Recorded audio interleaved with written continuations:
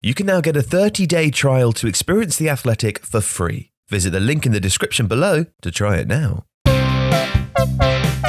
It's that Tifo Football Show, starring JJ Blue and Alex Stewart, and your host, Joe Devine. Can I say my own name? The Tifo Football Show. That's right, gang. Welcome to the Tifo Football Show, where we answer the questions that you've asked us. If you'd like us to answer a question, do drop it in the comments below the video or tweet us. Call our landlines at home and let us know. That's right, the Tifo Football Show. That's my stomach rumbling, because I'm so hungry for information. The first question comes from Joshua Spencer. Joshua Spencer asks, with the dominance of the 4-2-3-1, then the 4-3-3, and now the surge in popularity of 5 at the back systems, what do you guys believe will be the next most commonly adopted tactic? Perhaps the return of the strike partnership. Alex. I'm going to go to the board. Okay. I'm at the board. So here we have two 4-4-2 systems, and what you can see with football tactics and the evolution, particularly those two systems that Joshua mentioned, the 4-2-3-1 and the 4-3-3, is that they evolved to exploit deficiencies in the 4-4-2. So if we look here at the 4-2-3-1, the reason this was devised was basically to allow teams to have a greater number of players in this part of the pitch so they could press more aggressively while still having roughly a kind of 2-on-2 here in the centre. The 4-3-3, famously brought into the Premier League by Jose Mourinho, allows for an overmanning of midfield here, so you've got a 3 versus 2. And that means that it's easier to win back possession and still have players that can attack these spaces like this, or have fullbacks that get up to support. Now, in terms of the 3 at the back system, that's sometimes more to make use of the fact that you've got particularly aggressive wing backs and you want to have that greater degree of solidity with the 3 centre backs. What we've seen in the Premier League a lot this season, though, is that teams are actually being much more flexible in game. So, what you might have here is a left fullback that pushes really high, but a right fullback who sits quite deep and allows a team to make a sort of 3 at the back shape, even though they're playing what is ostensibly a back 4. I think that's going to be the next big tactical development. Not necessarily teams changing their systems overall in response to what other teams are doing, but having a greater degree of in-game flexibility, players responding to different situations, players filling in different positions, and allowing teams to create different shapes and structures in the course of a game. So greater tactical flexibility, that will obviously require a lot more of players and coaches, but I think that's going to be the next big change that we see. Have you ever noticed, JJ, that Alex loves it when there's a greater degree of something? Like, what's your favourite degree? Because if it is, it couldn't be less than 90, could it? Oh, no, I would say probably about 125. 125 degree. They're going to say art degree. Art degree. Yeah, that would have been a good one. But it's too late now.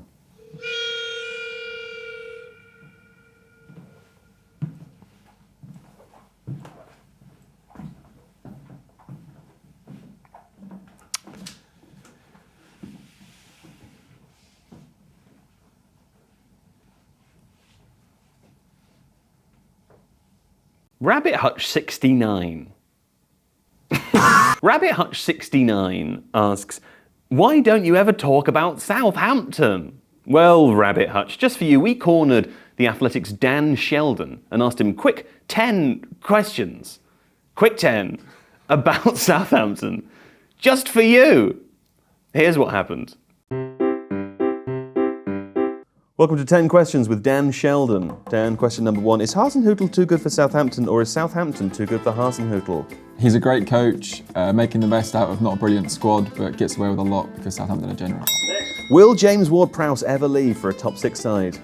No, I don't think he will. Who is the next James Ward-Prowse out of the academy? Ryan Finnegan. Oh, okay. Why do they have so many goalkeepers? Strength in numbers. Part 2. Who is the best goalkeeper? Alex McCarthy. Wrong. Will Southampton ever challenge for the league? No. What's the point then? Life. Who will be the first club to join the new Southampton multi-club model? Too long. Someone who is dead haunts a castle and is spooky is a Ghost. ghost, yes. If you go to the beach, you are at the... Coast. What goes in a toaster? Bread.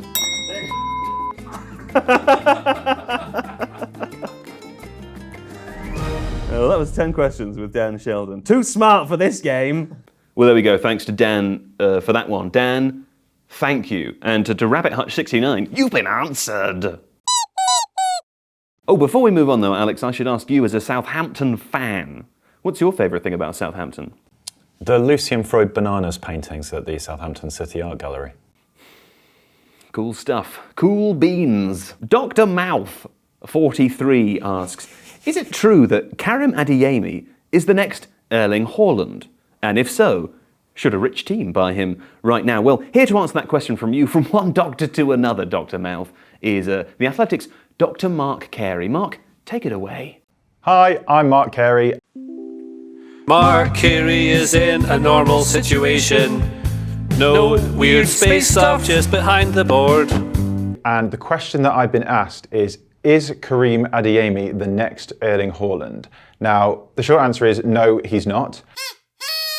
But he's very much different in his profile. He's definitely one to watch as a young player. If you don't know about him already, you really should. He's really exciting. At the time of recording, he scored 14 goals in 18 league appearances, and he's only 20 years old.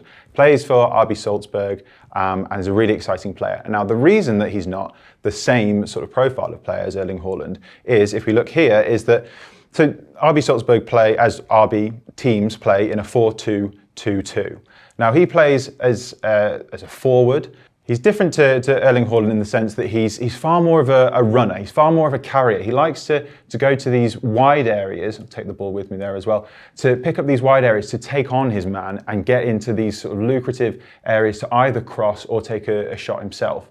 Whereas Erling Haaland likes to sort of stay in those central areas and pick up spaces so that he becomes simply the finisher. Maybe not as many touches, but is going to be the finisher. But Adeyemi likes to drift as well on the right-hand side. He likes to pick up these pockets of spaces simply so that he can use one of his main strengths, which is to run with the ball, take on his man, and often beat him. He's a really sort of surprise package at the moment, especially in the Austrian Bundesliga. And I feel like given the upward trajectory that he's having recently, he's certainly on for a move to maybe a bigger club. RB Salzburg are very dominant in their league, and I feel like already he wants and could do with a bigger test. Now, the Bundesliga itself could be the next move. It would seem like a suitable fit. It could be RB Leipzig, obviously partnered with RB Salzburg. Borussia Dortmund could be a really good option for him as well, considering Erling Haaland may move on in the future as well. He could be the replacement, but definitely different in his style.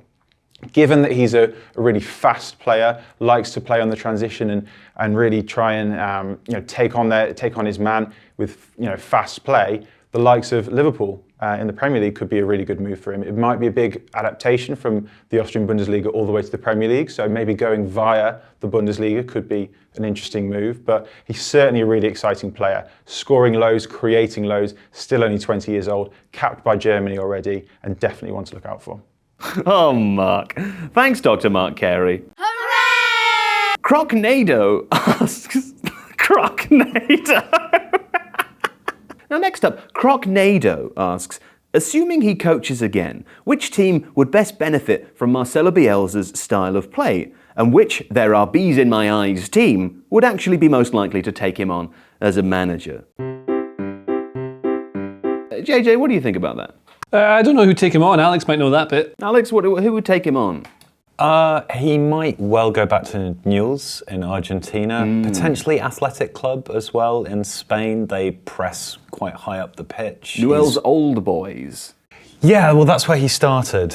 I think if he manages again in Europe, going back to Athletic kind of makes sense, although they've got Marcelino, who's a really good manager, but stylistically they're a good fit. With Bielsa, you need a club that's not too big, that has the right work ethic, that has something a bit odd about them. Sure. And that kind of fits. But I think probably most likely back to Newell's.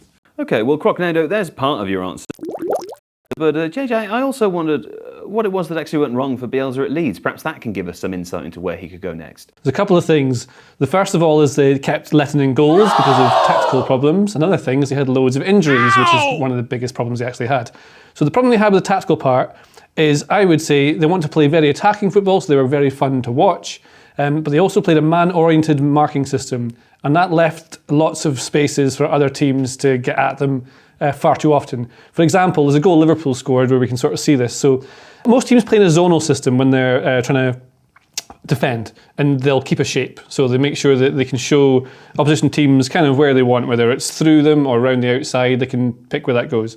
But man-to-man systems, players literally stay tight to one particular player. In fact, against Spurs, Son Heung-min, who we play on the left here, was getting watched by Luke Ayling. No matter where he went, if Son went over this part of the pitch, Luke Ayling went with him, which then obviously leaves this sort of space here for players to go into and attack. But what we saw against Liverpool in particular was another example of this not really working very well. Now, we say this is Liverpool, the red team. Mo Salah is the right-sided forward, so he plays in this right side here, and Firpo was the left-back. He's playing a man-marking system, so he's tight to Salah. But the problem is, if Salah moves in here, as he does, Firpo comes inside here, again, it leaves this space over here. And that is where Jordan Henderson moves into, and Liverpool can get the ball into him completely unmarked because the wide forward, who may have been James, not sure who it was actually here, leaves this channel open. This guy comes in, and suddenly the two centre-backs, not their exact players, but they don't know what to do because suddenly he has to come out to try and deal with this, which then is going to leave him free here to come in here, which leaves this guy in his own not knowing what to do either. And Henderson can get to this part of the box with the ball. Sadio Mane turns up at the back post, and the ball just comes in, and he can tap in. And this happens often to Leeds, was the man-oriented system being pulled apart by teams like Liverpool, Spurs, Man United, Man City. Everyone was doing it to them. The other big problem with Leeds is the injuries that they've had, and they've had a lot this season. But the key ones have been to players like Patrick Bamford, don't really have a backup striker who can play like him. Calvin Phillips, who is essential to the way that Bielsa's teams play, and Liam Cooper, who is one of their leaders in the team. And that is, as you can see, the spine of the team, and so missing that is absolutely huge for them. They've also lost players like Luke Ayling, Rafinha. Then that means you've got to play players like Dan James up front, and so their XG is higher than their actual goals have scored, and their expected goals against is lower than the goals they have conceded. And it all happens from not having the right players there, and then they're missing chances, they're conceding too many things because things are going wrong. Someone's drilling upstairs, doesn't matter. That is the problem that Leeds have had, tactical and injuries to key players, and they just haven't been able to make the system work as it does. And Bielsa's system relies heavily on individual players knowing their roles within the system, and that's why. Here's a question for you there, JJ. You make it real plain that the player-to-player, man-to-man marking system creates lots of issues for Leeds. Why do they do it? Why is it man marking? Well, yeah, but I mean, it just seems so stupid the way that you say it. Well, because in theory, you can negate. So if you go tight to someone, it's very hard for them to receive the ball and be able to do anything with it. So you can take someone out of the game. You think about teams who have man-marked Messi out of a game, for example. So if you go man-to-man with an entire team, in theory, you can just make sure they're all kept out of the game. And because you're playing really aggressive and pushing really high up the pitch, it just makes it very difficult for them to keep the ball. And Leeds set up with a +1 system, so that at the back, if a team's playing against them with one striker, they'll play two defenders. If a team's playing with two, they'll play with three. When they're defending from the front, they have a -1 system, so it's two defenders like this, they'll play with one forward. If they have three defenders, they'll play with two. So they can lead the ball where they want it to go, so they can try and execute pressing traps where they want them to be. I think it's just Bielsa thinks it's the best way to defend. You can pull it apart quite easily. But so why would he think that? I mean, I don't know. Well, the +1 system worked really well in the Championship when they had Ben White as a defender because it forced teams to go long. And because White was often the spare man, he was then able to collect the ball and he would have loads and loads of space to push up into, and that allowed the rest of the Leeds team to push up too. And I think also from a pressing perspective, the more players that you can get around the ball or near the passing options, the more likely you are to nick in and then be able to flood forward. This is why Bielsa's teams use this system in concert with like insane athleticism, because they need to be. I mean, the amount and the length of their sprints is so much higher than anyone else in Europe, which is partly how they get their injuries. Okay. But it's this transitional thing. But it is idiosyncratic. Like, Bielsa is basically the only person that uses this. Well, let me say thanks to JJ and Alex and Crocnado. Hopefully you've been answered. Now, if you as a viewer have heard the sounds of what might sound like drilling or hammering during this, now. It's not because we're in a poorly placed studio in the middle of central London where things are being built constantly. That's bees in your eyes. That's the sound of bees in your eyes. Bielsa? Bielsa. Beelzebub. Well, that's almost everything for today, folks, except one final question here from the gang at Tifo to you. Please do leave your answer in the comments. We'd love to know, if you became a skeleton for the day, what would you do with your spooky powers? There we go. Alex Stewart, thank you. Thank you. And JJ Bull the Bullard, thank you. Thanks. Yes. We'll be back next week with more of the Tifo Football Show. And remember, if you'd like us to answer one of your questions, please leave it in the comments below. Or do call JJ's landline, number appearing on the screen now. Bye.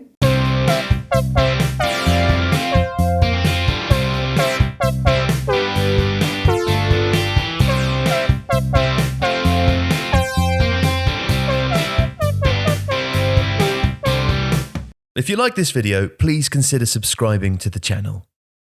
And if you do enjoy Tifo, then you'll probably also like The Athletic. If you watch our tactics videos, you should go and read Michael Cox. If you're into data, read Tom Warville. And if you're into transfers, it's David Ornstein. Plus, if you're a fan of any Premier League team, then there's a journalist dedicated to you, and you can try it for free for 30 days now by clicking the link in the description.